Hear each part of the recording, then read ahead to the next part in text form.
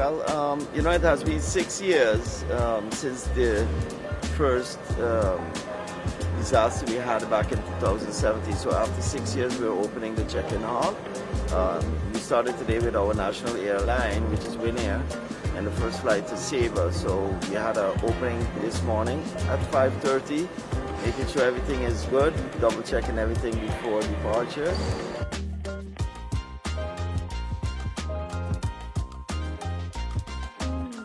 Well, I'm very impressed. I am happy. For a long time we've been waiting here in St. Martin, looking forward for this moment. And I think we have a great product to offer to our visitors. And I do hope that this may be able to motivate us to grow even stronger than we are.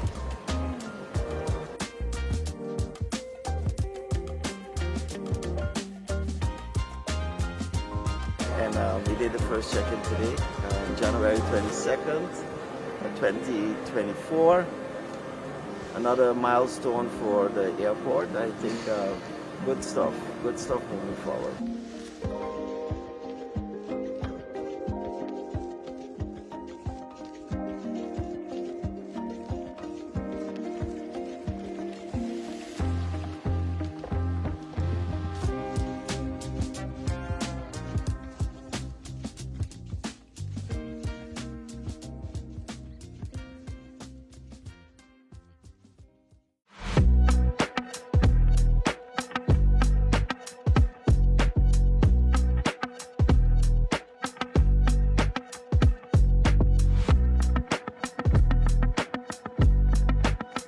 Yo, what's good? It's your boy.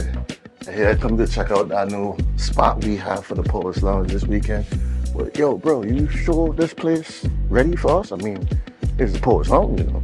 I mean, we raunchy, we hardcore. You sure this is it? Alright, I'm gonna check it out. A few moments later. Folks, I just checked this place out and it's fire. Like ready on the bar, they're ready on the drinks, and I get a special request from the boss, man. He was like, yo, do you? So Poets Lounge, uncut, underrated, we here. The poet, your boy CJ, your girl's favorite DJ, aka The Voice, and the whole family, we gonna be here. Hey, make sure, don't miss it, place in the place, let's go.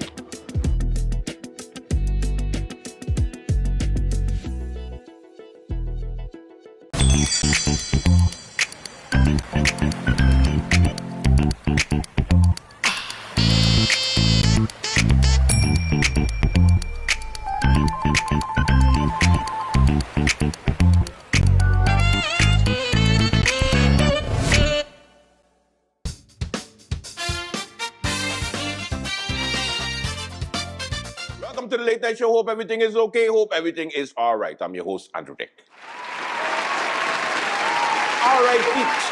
Today we have a very interesting flashback. Now, before we go to the flashback, I have to let you know what the latest is. Nothing. Absolutely nothing. The informateur is no longer there. We have a formateur now, which is by Luke Messalina, and he is knocking on doors, meeting with the different political parties, not just the Fatal Four. They're ready to go. They're waiting for February 10th to reach. They're waiting to swear in. They're waiting to form the next government. Now, the candidate ministers have already been selected.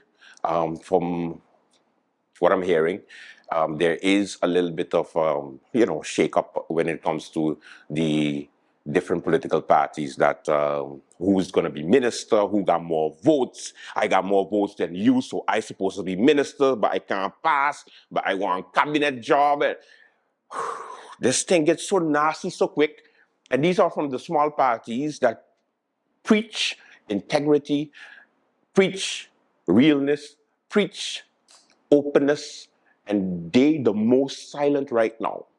Now, who I'm disappointed the most in is, of course, those wonderful people of the National Alliance, the sour losers.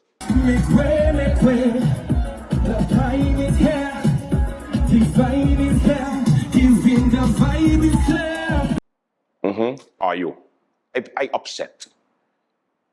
Up, same thing.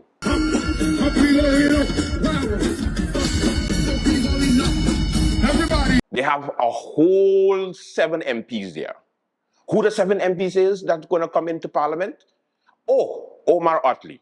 Then we have La Cruz, Francisco La Cruz. Then we have Akeem Arinal, the man of action, not words. Obviously, because we ain't hearing shit. Then, of course, the National Alliance, the Star Four, the Power Four, Severa Jacobs.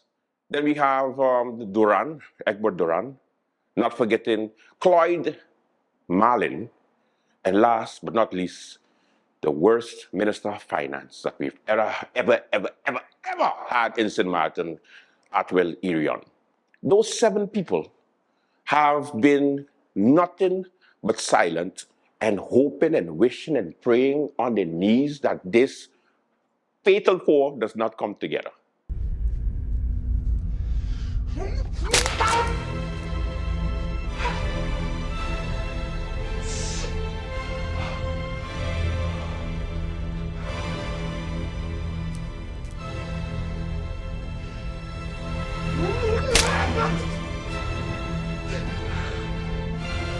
I know every night they say the prayer and they say, Father, please, please, let it not work.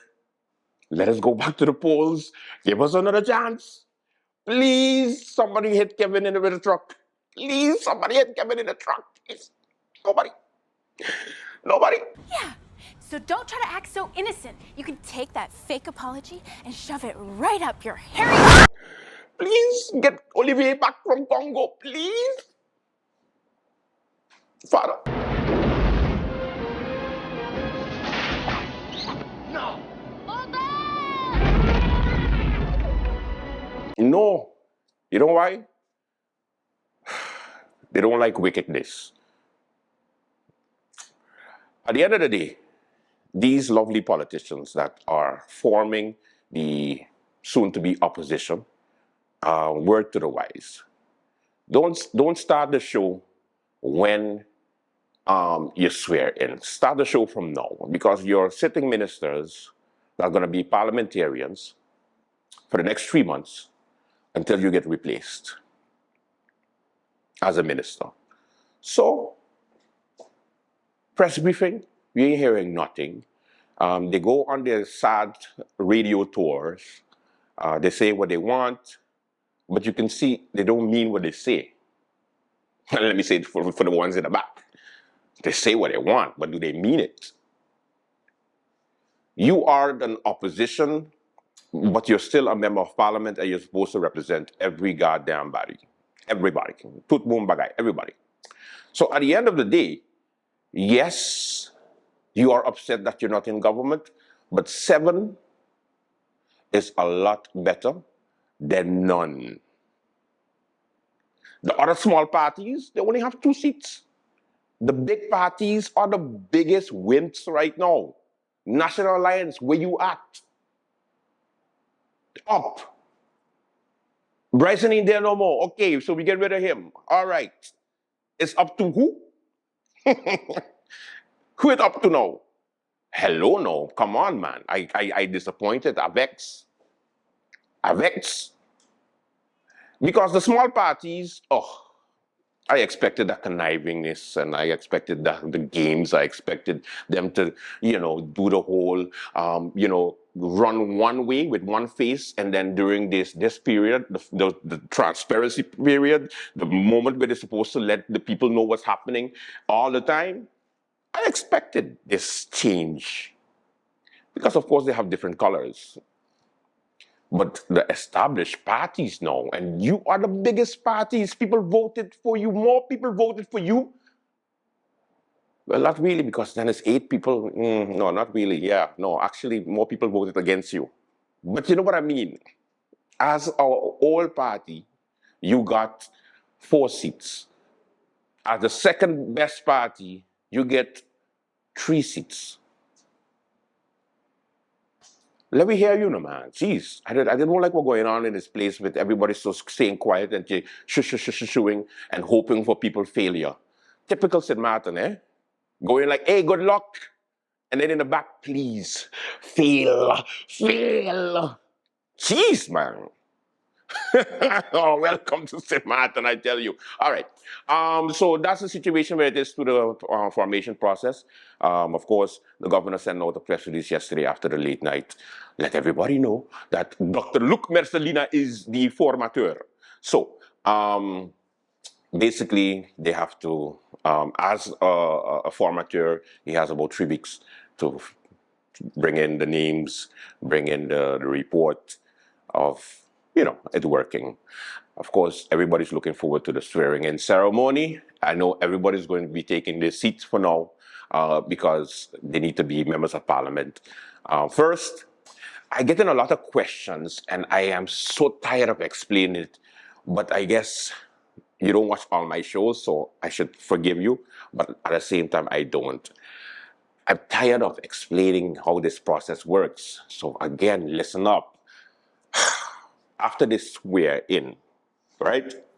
They swear in, they become official members of parliament. Then they sign a coalition agreement. That coalition agreement is either kept behind closed doors, like this government that we had before, or it's made public and then we know what to keep them accountable for. That's one part. Secondly, when they become a minister, they have to then refuse their seat or inform the electoral board that they don't want their seat anymore. They then refuse the seat, they become a minister.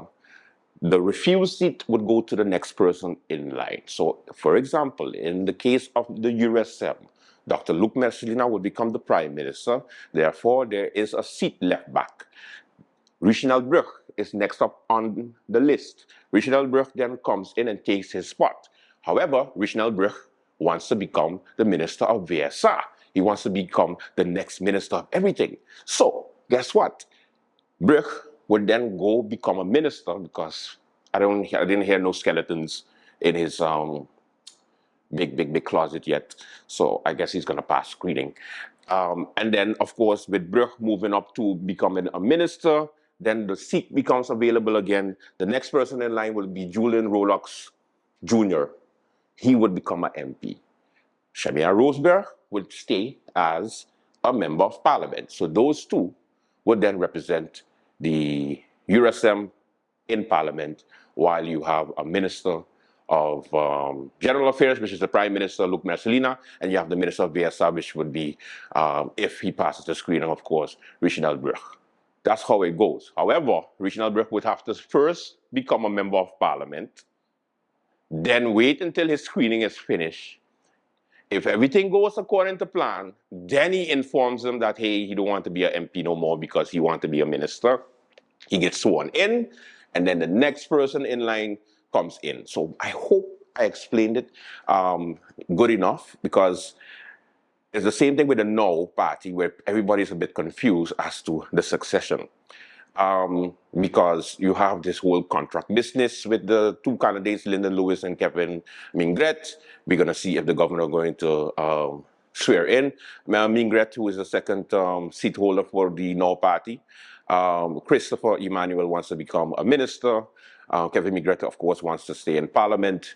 The next up in the line would be Claudius Boncampo.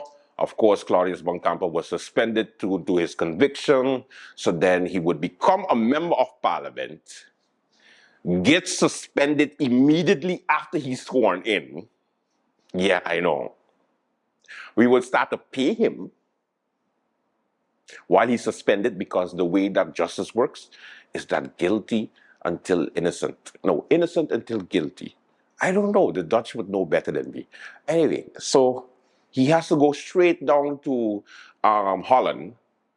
Of course, it's going to be long on the docket. It's going to take a year or 6 months or 3 months if they really want to screw you. So, anyway, the space that he can't go into office, the next person in line would be Lyndon Lewis. Lyndon Lewis has this situation too with a contract, whether it's true, whether it's not true, whether it's binding, whether it's not binding. So he would then come in. If he does not go in because of this contract business, it would go to a Giovanni Gomes from Belvedere with 80-something votes. I want to continue mention it. If he become an MP, every chance I get, I'm mentioning 80-something votes because if ECE could get more votes and he ain't an MP, and somebody with 80-something votes become an MP, St. Martin is not a real place. Care what nobody say. So, you know the process. So, members of parliament are going to come in, they're going to sit. If they pass their screening, they become ministers. If they don't pass it, they stay right there. They ain't going nowhere. Nobody giving up a $10,000 just like that. For the good of the country, my ass. All right. What else do we have? Today on the show, we're going to take a look back at something very special. Pete, run it. Flashback. The XXM airport.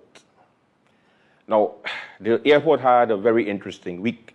Members of the media had to go through a walkthrough, and it was more like a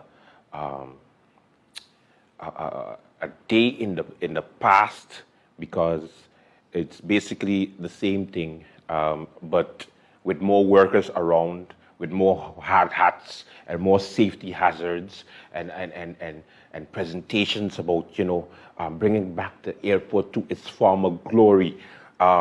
Because, of course, the worst CEO in St. Martin history has to continue showing that he is capable of delivering a project he knows nothing about.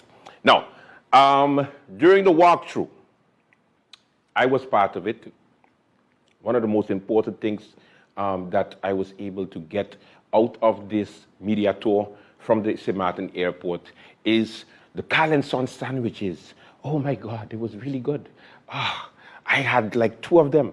Now every media member had to just get 1, but I took 2 because they were so delicious. I gotta pick up the Carl and Son crew for providing the snacks for the members of the media during the tour. The tour was basically the same thing that we've seen before. It's just like fast forward to 2 years from now, and because of the pressure that's happening at the airport, everybody's putting pressure on the airport to make it finish. The recent announcement of a delay of 7 months, so they had to, bring us in there, the media members, and give us a tour. Of course, Mr. Mingo, I remember him watching me, and I watching him, and he said, "Hello, Andrew," and I was like, "Hello, worst CEO in St. Martin history." And then he was like, "Haha," and then he thought I was joking. I wasn't. But I enjoyed the sandwiches. The sandwiches was very good. Yes. Anyway, so we went through the tour. The only difference that I saw when it comes to the tour was that, work is ongoing, because you had more people in hard hats, and they were adhering to safety protocols. I have to say something, and that is very important, because many people think that this is a personal attack on the CEO of the airport. And let me be clear, it is, because the man is incompetent and he doesn't know what he's doing at the airport. When it comes to the workers at the airport, it's not your fault. So I am blaming you. I'm blaming the top, which is the management of the St. Martin airport. The board, the supervisory board of directors, I'm blaming you too for allowing this clown to continue bringing down this airport. So let me just be clear when it comes to that. Because, I get some side eyes during the tour, and it was like, what are you doing here? And I was like, I just enjoying my sandwich. It's free food. So I just gonna come on the tour. Come on.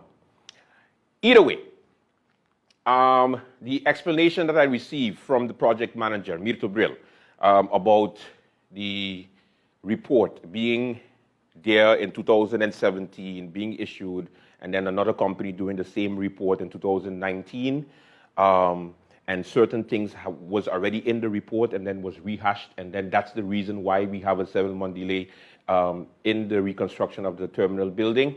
It's complete, utter craziness, because he said, oh yes,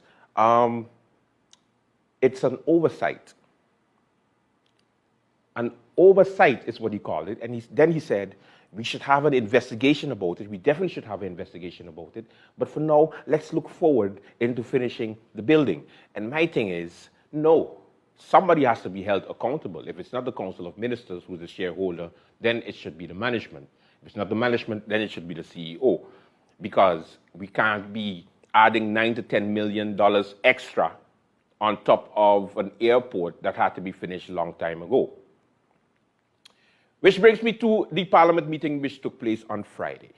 The Minister of Everything, Omar Otley, and that's of course the Minister of TIAT, acting Minister of TIAT until Leo Lambrick's screening finishes and he comes in. And then of course the Prime Minister, Severa Jacobs, was there chilling on the side. She didn't say anything during the whole meeting, but of course the Minister of Everything stood there tall. Camera couldn't even catch him, you know, he was just like out of the frame the whole time. It was like out of the frame. Like, that's how tall he is. But anyway, he was explaining the situation at the airport, basically the best way he can because of the information given to him, which is no information. And the members of Parliament had some fun by answering him. Here's the highlights of Friday's meeting. So here we have in 2017, the intermissed layer was identified by the assessment report of ABT NARCO. It was recommended to change. The building was not fully cleaned and had not been gutted out as yet. First, it was verified in May 2022 by Ballas Nadam, the contractor. It was overlooked by the engineer and the architect of the project and stated as fix, repair rather than fully replace. Project evaluation will be scheduled under the leadership of the World Bank and NRPB. The contractor, Ballas Nadam, gave 3 options to repair the intermissed fire layer. This was reviewed and supported by experts. The total cost of the intermissed paint replacement is $9.7 million. The duration is 7 months. The new project is scheduled to be made. Here I present options that was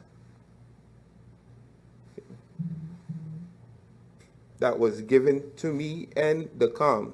The first option was an option of 6 months. This was to erect a temporary facility because there's a lot of complaints from the workers and immigrations about the noise, the dust that takes place in the day. The contractors even started to work at night at one point, but the productivity level was not good. As Minister and the COM fully agreed, we said, no way, we are not going backwards. We are not putting people in tents. We demanded them to find another option, in which option 2 at the time was the only other option for 10 months.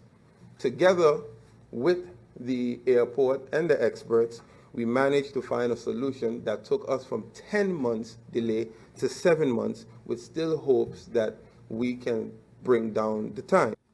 We have a one-pillar economy, Mr. Chairman, and we have one opportunity and one chance to make the first impression.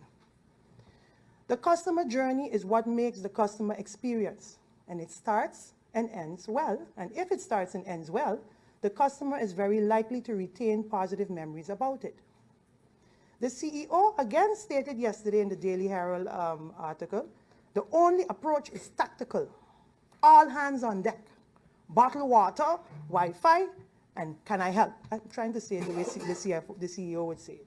Really, Mr. Chairman? Where's the empathy? Where are the numerous signages consistently apologizing for the inconvenience? Not those 2 measly signs we see there. Who knows how far some of our passengers have traveled and to be greeted with chaos?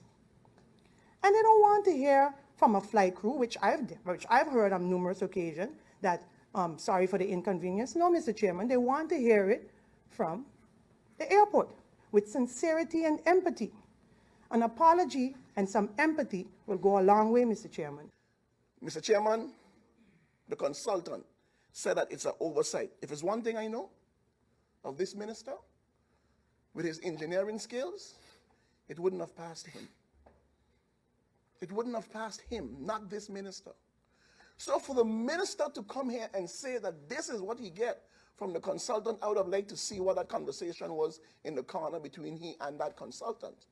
because I would want to believe, Mr. Chairman, that the minister would have probably said, I can't tell the members of parliament that. You see, Mr. Chairman, Royal Haskonin is presently on the airport right now, part of the engineering team. Part of the engineering team on the airport right now. Under Royal Haskonin, Mr. Chairman, they have different companies. And one of those companies is NACO. And in 2017, NACO was requested by the airport to do that study. And I handed it to the minister and the prime minister. Detailed structure by structure. So the question I have to ask, number one, where did that consultant come from? And who is that consultant? I hope it's not a consultant from Schiphol, because I would want to know, if he haven't seen that report, that it could have been an oversight. A $9 to $10 million oversight. And through you, Mr. Chairman, the Honorable Minister said they have done their due diligence. I am disturbed. I am disturbed because the document is in the airport archives. Div number, date, everything is there. In addition to that, Mr. Chairman, on the signing of Ballasnadam with the contract, this report was part of it. Ask them if this report wasn't part of the agreement in signing their contract. They pass around a memo on the airport, and I doubt the Council of Ministers got it, during the noise. And they said that they did a test. And in that test, it was observed that for clients or workers to be disturbed by the noise, it has to be for 15 minutes or more. Mr. Chairman, I am asking the Council of Ministers through you for them to please produce that test. Why am I asking for that test? I would like to ask the Council of Ministers, do they know, in terms of decibels, how long it takes an individual to be lethargic, to be dizzy, to be confused? Mr. Chairman, is a tactic that is used by the CIA when they are trying to get terrorists to talk. They play loud music, a constant repetitiveness of noise, and it's not 15 minutes. Mr. Chairman, I have the research. It's not 15 minutes. Mr. Chairman, I want to play this with your permission.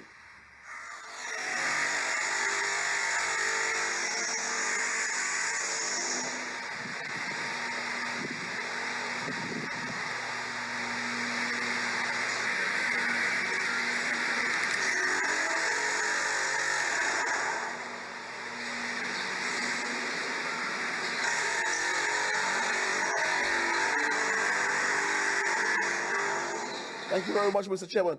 Mr. Chairman, that is the airport, 8:30 in the morning.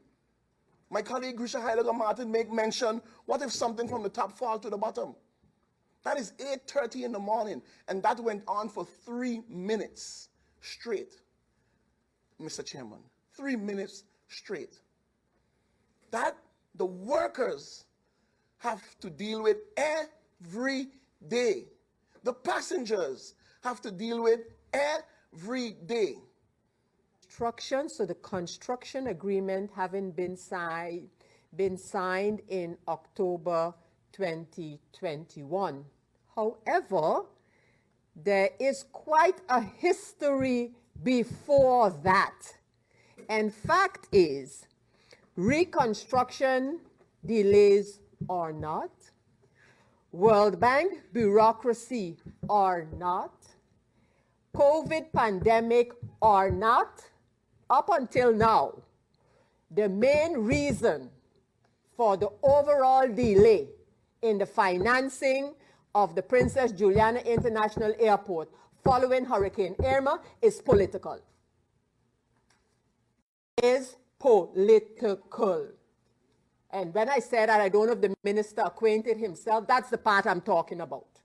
If the minister is cognizant of that delay, not reconstruction delay, whatever, materials can get, whatever, oversights, whatever the case may be, pandemic, World Bank bureaucracy, all topics on their own. But fact is that the biggest delay was political before the project itself was signed. Not a reconstruction, the project. Another highlight that was very interesting was the back and forth with the President of Parliament and, of course, William Marlin and Savage Chris. And then, of course, the former Worst President of Parliament, Risha Heilige Martin. It was fun. It was interesting. It was worth and highlight on the late night show. Take a look. And some who are questioning or may question today were sitting on the other side of the fence, on the other side of the coalition, and were embracing the signing with Schiphol and PJIAE. And I want to bring that as a reminder of how we got here. Mr. Chairman, it is good also for the minister in answering questions to sort of remind Parliament, and through Parliament remind St. Martin as to who offered Schiphol or who offered the Dutch board members on the board of PJIAE. The chairman, the rules of order are clear, but not to everyone, it would appear. When you request, as members of Parliament, an urgent meeting, you first have to indicate the reason why you want this meeting to be an urgent meeting. And then it is the prerogative of the chair to agree. And once the chair agrees, because the chair has to notify other members why they are being called to an urgent meeting. Because if you wake up on Monday and there's no meeting convened, maybe until Thursday or Friday, and then you suddenly get a convocation to come to a meeting tomorrow, it has to be clear why that meeting is being convened. And if the chair does not consider it an urgent, there is an urgency for that meeting. Point of order, will Mr. not Chairman. be called as an urgent This is not meeting. about, point of order, Mr. Chairman. Did you give a point of order to someone? MP Grisha Martin, I have not given you the point of order yet. Please, Really? please hold on to that. Let Mr. Marlin finish and you can raise your question. Mr. Chairman, we also now I lost where I was going with the final remark. No, I'm finished as far as that urgent. A member who spoke before me allowed people to listen to some noise and said these are the tactics that the Nazis use, or these are tactics that the CIA use to make someone. Point of order, Mr. Chairman. MP Christopher, I would believe you can hold your point of No, order. no, Mr. till- Chairman. Point of order, Mr. Chairman. Let Mr. Chairman, the member of Parliament made mention of me, of something I did He did not mention your name. It is He not said about one Nazis. MP. I said a member would of say- Parliament I would who say- spoke mention nothing before about me. Nazis, Mr. I would like to Chairman. adjourn the meeting for 2 minutes to It is have a not about no clarification. Nazis. Meeting adjourned. Good. I didn't say nothing about no Nazis. I asked for a point of order. I didn't say. A few moments later. Mr. Chairman, I said a speaker who spoke before me, and I made reference to a tape that is used, and I made mention of Nazi. It is incorrect, and I withdraw that. The speaker said it is used by the CIA, and that I can stand by.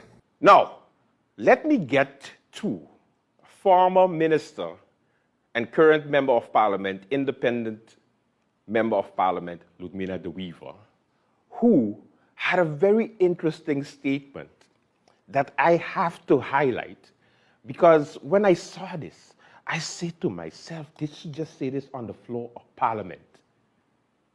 Take a look. I'm going to repeat the words of a former Prime Minister of this country within the Kingdom of the Netherlands, St. Martin, that said, if we would stop just thieving and interfering for at least 1 year, our island going to be very, very, very far along. We would be, once again, the gem of the Caribbean that everyone wanted to aspire to be.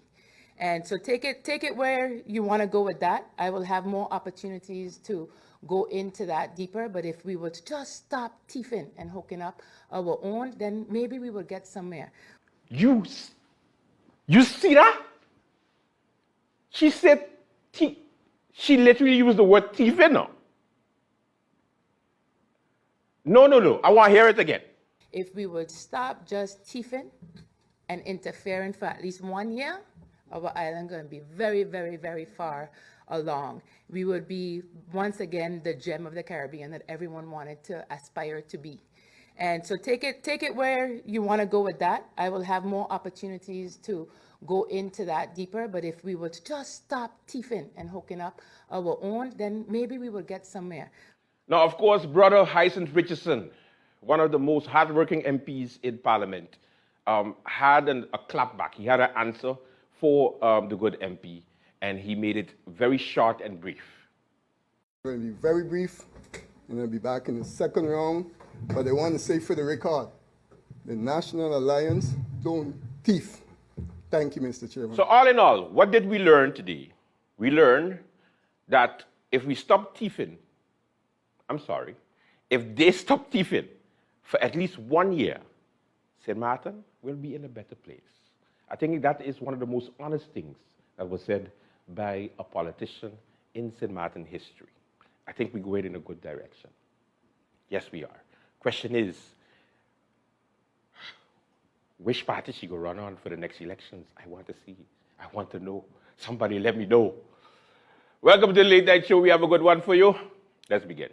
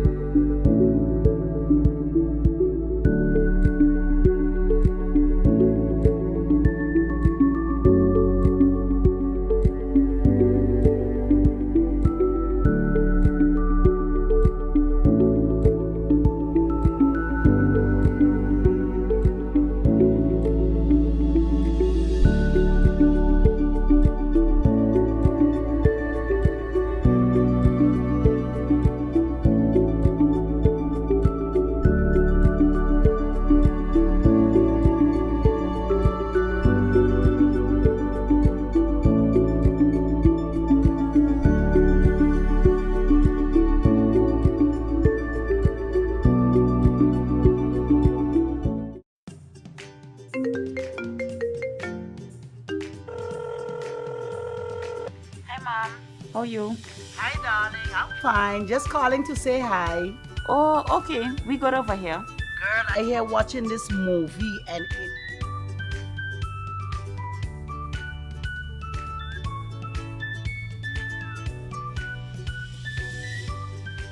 But Mom, you finished all your minutes yet? No, girl. Talem has new postpaid plans and automatically upgraded my postpaid package. Is that so?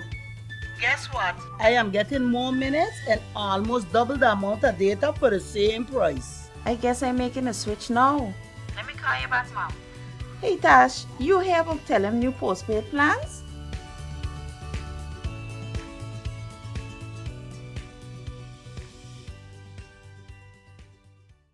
Of course, we continue to mourn the loss of our members of parliament who will not be returning. And today, we are going to say goodbye to Rayon Peterson. Gone but not forgotten. A moment of silence. No, he's not dead. He's just not coming back to parliament. That's actually why we do in a moment of silence. Why you stop? Don't put things in my head that I didn't say. I am not responsible for your imagination. All right, let's go to Rayon Peterson, who gave some interesting speeches over the years. Clear, but hearing a lot of the opinions today, I want to sort of inform the people as to how things really work and what the actual reality is, because nobody's going to say it, but then I'll be the one, Madam Chair. The rumors after elections run rampant. I don't think that I'm the only one on this floor who has seen, faces of my colleagues sent to me with, as a selfie that the vote was cast on them. So let's not pretend that this is not an issue. I totally agree with MB Pantoflet when we say that we have to look at the voters. We have to look at why they are selling their votes, what's pushing them to do this.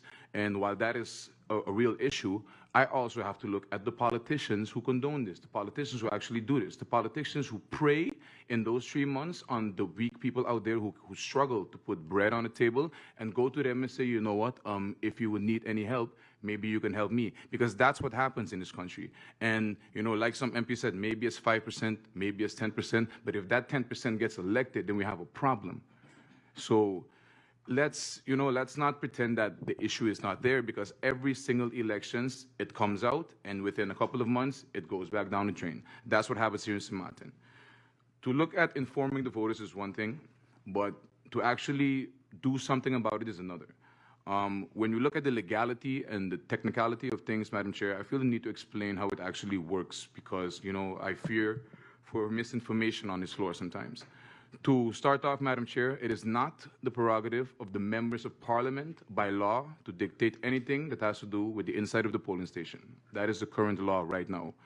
An MP suggestion that the change should come on a national ordinance level goes actually completely against the exact wording of the law, which is to leave that decision in the hands of government. We look at our own keys for ordering, and we have to look a little bit further, and we have to look at Article 55, which specifically says, bij landsbesluit houden de algemene maatregelen, zo een LBHAM, kunnen nadere regels worden gesteld betreffende de inrichting van het stemlokaal. That already has been done. That already has been done, and the change that we are actually proposing is not a change that Parliament should do. Government doesn't even need our okay to do this, because the change is coming from within the landsbesluit houdende de algemene maatregelen, the LBHAM, that already exists. In Article 12, that article is what states that there is a curtain. That is coming from a landsbesluit, not us as Parliament. So it is not our prerogative, period. And you see, Madam Chair, when it is not our authority to legislate, but we feel the need to, that is when we overstep our boundary and we go against the trias politica.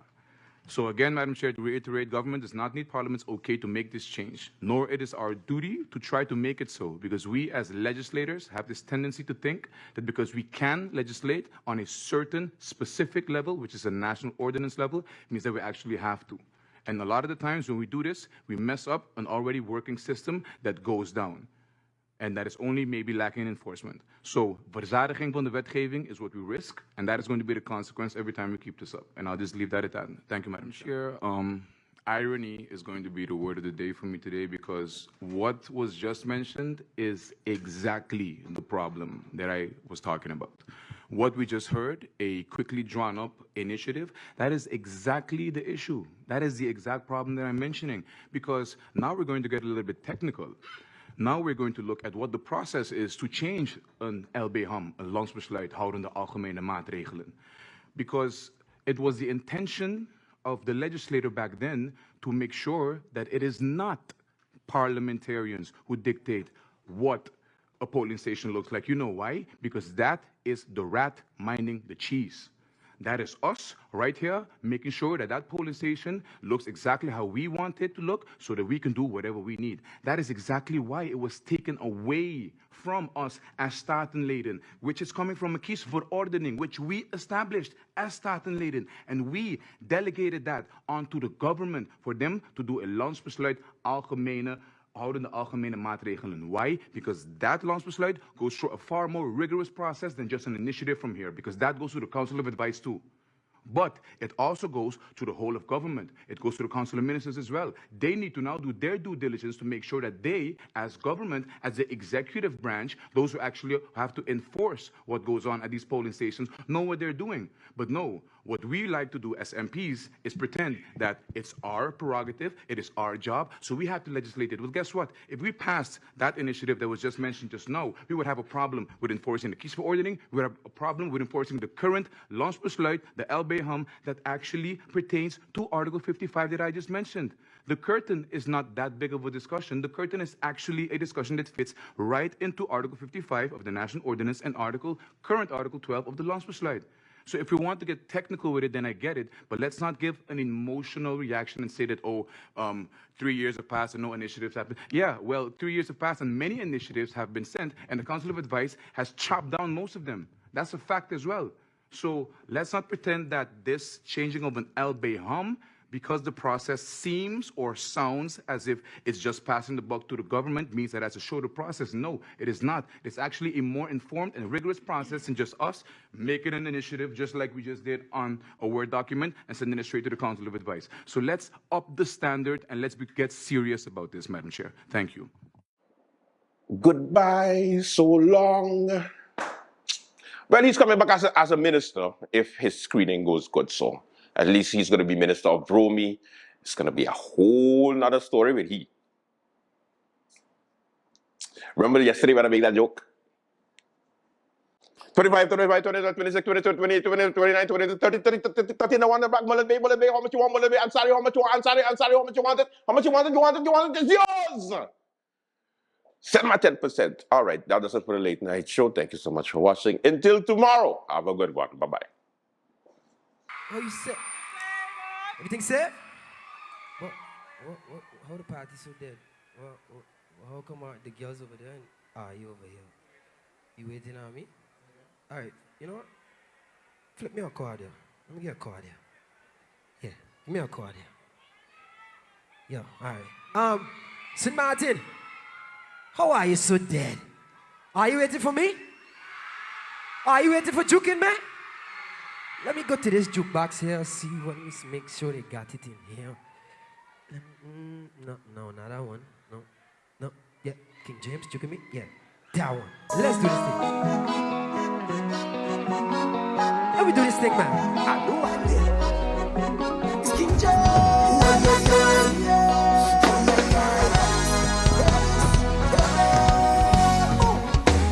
You see that pretty lady? I just want to whine and shit. I notice she only, but I can't let she get away. So I ask she to dance with me. She laughing and only. I just want her whine, is that okay? She grab up my hand and say, when the girl whine on me, all my troubles float away. Now the old party breaking away. When she say what she say, now she rolling back on me and she balling something. Oh yeah. Now she looking back at me and she balling something. Holding now, why was right now? It's day like now, cause she like when I plenty days now. Why by the way? waist now. Wine by the case now. Cause she like when I. All night long we dancing Zuke. The girl only dancing with me. Every man in the party. She says she don't want to parley. She just want to dance with me. She don't care if everybody. All night the girl Zuke in at me. She grab up my hand and say, when the girl whine on me, all my troubles float away. St. Martin, I'm leaving the song. Sing it. When she say what she said. Now she rolling back on me and she bawling something. Oh yeah, yeah, yeah, yeah, yeah, yeah, yeah, yeah, yeah, yeah. Now she looking back at me and she bawling something. Oh like now wife was right now his day like now she like when I plenty bass now. Wine by the waist now. Wine by the waist now. Cause she like when I.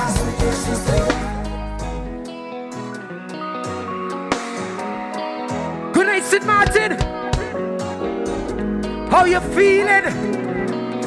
You feeling nice? Look what? I want you to do me a favor, please. They tell me that this is a song the whole soca rumble waiting on. They tell me everybody know this song. So I want you to do for me. I want you to help me sing this song. Yeah, you can do that for me. Now listen. All I want you guys to say is juke it me, baby. Juke it me, baby. You can do that for me? Let me try this side. Let me go. Let me hear you. One. Sing it. Juke it low. Sing it. Juke. Oh man. Okay. This side good. Let me check this side over here. You ready? One. Here you sing. Two. This side go sing. One. Two. Juke it me. Low. Sing it. Juke it. Oh man. Juke it me. Okay, this side good.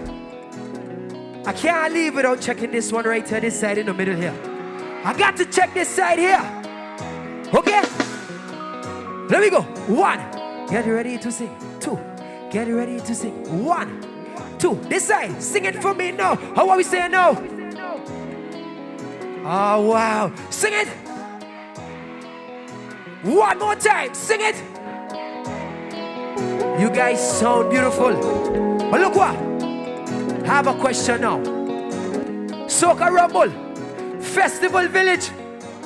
If you feel that this song is your 2019 groovy, let me see you. Hands up in the air. Hands up in the air. In the back. Hands up in the air. On this side. Hands up in the air. Right here. Hands up in the air. Hands up in the air. You ready? We're going to show the judges. You ready? Swing them to the right. Swing them to the left. Swing them to the right. Swing them to the faster now. And there we go. Right, right, left, right, left, right, left, right, left, right, left. Yo. When she say what she said, what yo? Hey. Now she rolling back on me and she bawling something.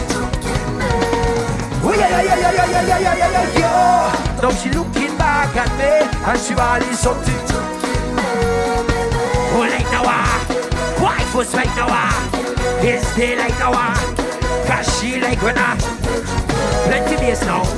Wine by the waist now, wine by the case now, cause she like when look.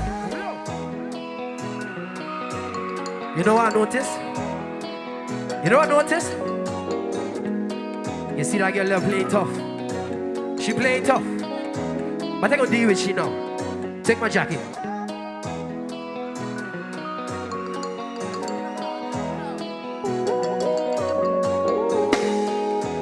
You know what she tell me? You know what she tell me just now? She say, allez, allez, mon chéri, voulez-vous danser, baby? She say, allez, allez, mon chéri, and we dance, and we souke. Look, I thought something was gonna happen there now. But look what, this is what I need you to do. I need everybody in the crowd to find a partner. Hold on to somebody right now. And if you don't have a partner, hold on to yourself. Because right now, we're going to dance. Okay? 1, get ready to dance. 2, get ready to dance. 1, 2, say 1, 2, 3, hey.